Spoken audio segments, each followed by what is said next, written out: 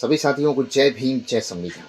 साथियों, कल 10 मार्च माता सावित्रीबाई फुले जी का परिनिर्वाण दिवस था और पूरे भारतवर्ष में उनको याद किया गया और उन्हें श्रद्धा सुमन अर्पित किया गया।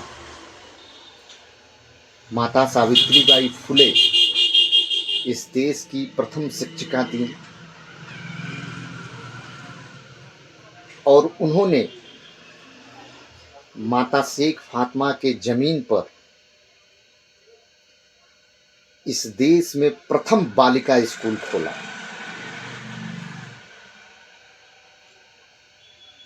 जब माता सावित्रीबाई फुले जी का शादी होता है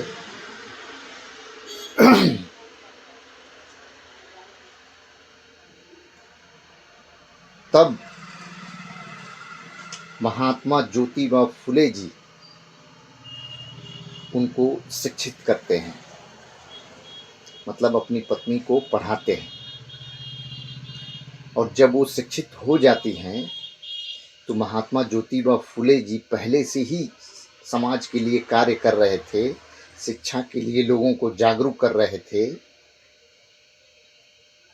वो माता सावित्रीबाई फुले से बोलते हैं कि आप जो है अब शिक्षित हो चुकी हैं, आप गांव-गांव में जाइए और जो बहन बेटियां हैं, चाहे वो किसी धर्म की हों, किसी जात की हों, उनको शिक्षित कीजिए, क्योंकि उस समय उनको शिक्षा लेने की आज़ादी नहीं थी। अब सोचिए, उस समय माता सावित्रीबाई फुले गांव-गांव जा करके बच्चियों को पढ़ाने का कार्य करती थी। और जो घर के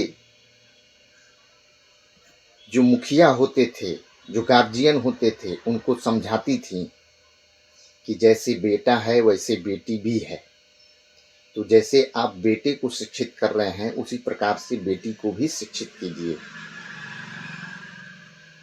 और उस समय ऐसा दौर था कि उनका विरोध भी हुआ, उनके ऊपर गोबर फेंका गया, पानी फेंका गया, पत्थरों से मारा गया, मगर वो ना रुकी ना डरी।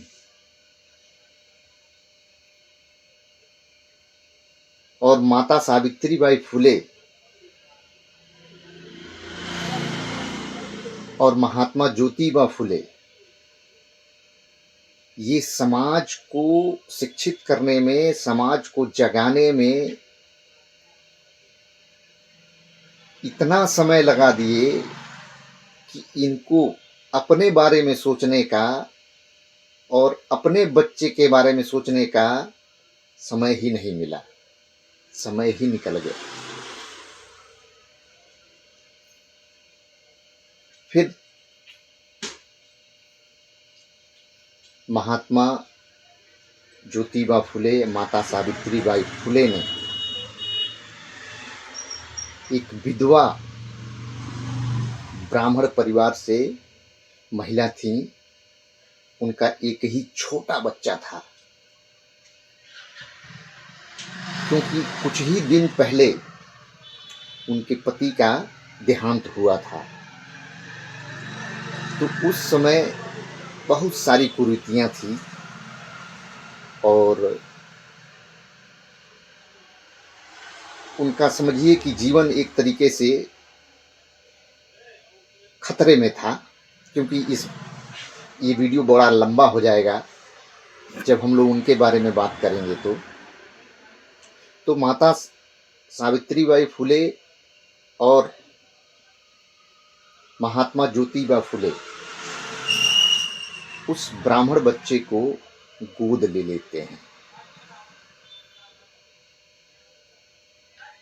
और उनका पालन पोषण शिक्षा इस कदर से करते हैं कि उनका सपना था कि हमारा बच्चा होगा तो हम उसे डॉक्टर बनाएंगे, क्योंकि इस गांव में डॉक्टरों की कमी है। जैसे जैसे वो बच्चा बड़ा होता है, वो बच्चा अपने माँ बाप की ही तरह सोचने समझने लगता है और वो अपने माँ बाप के सपने को पूरा करता है। उनका नाम माता सावित्रीबाई फुले और महात्मा ज्योतिबा फुले ने यशवंत रखा था और वो डॉक्टर बन जाते हैं। वापस जब आते हैं अपने माता पिता के पास तो वो बोलते हैं कि माँ और पिताजी, मैं आप लोगों के साथ रह करके और पूरे लोगों की सेवा करूंगा। और उस समय तरह तरह की महामारियां फैली थी, जिसमें सबसे खतरनाक था प्लेग।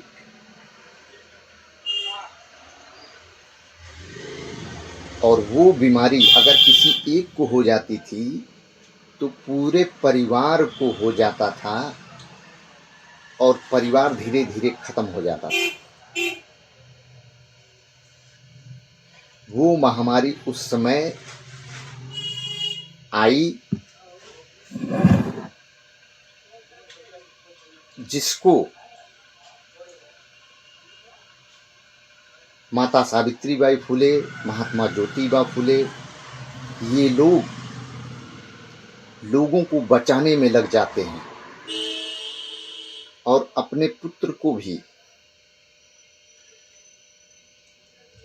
उनके पुत्र भी उसी कार्य में लग जाते हैं।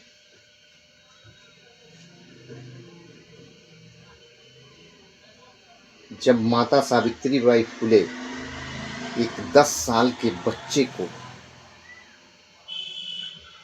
लावारिस पा जाती हैं जो संक्रमित था प्लेग से, वो जिसके भी घर का था, उन लोगों ने डर से उस बच्चे को वहां ला के छोड़ दिया था। और माता सावित्रीबाई फुले उस बच्चे को उठाती हैं और हॉस्पिटल की तरफ, मतलब अपने डॉक्टर बेटे की तरफ बढ़ती हैं। और रास्ते में उनको भी प्लेग की बीमारी उस बच्चे की वजह से हो जाता है और वो उस बच्चे को बचाते बचाते इस दुनिया से चली जाती है। ऐसी थी माता सावित्रीबाई फुले, ऐसे थे महात्मा ज्योतिबा फुले। और ये लोग अमर हैं और अमर रहेंगे। सभी साथियों को जय भीम, जय संविधान।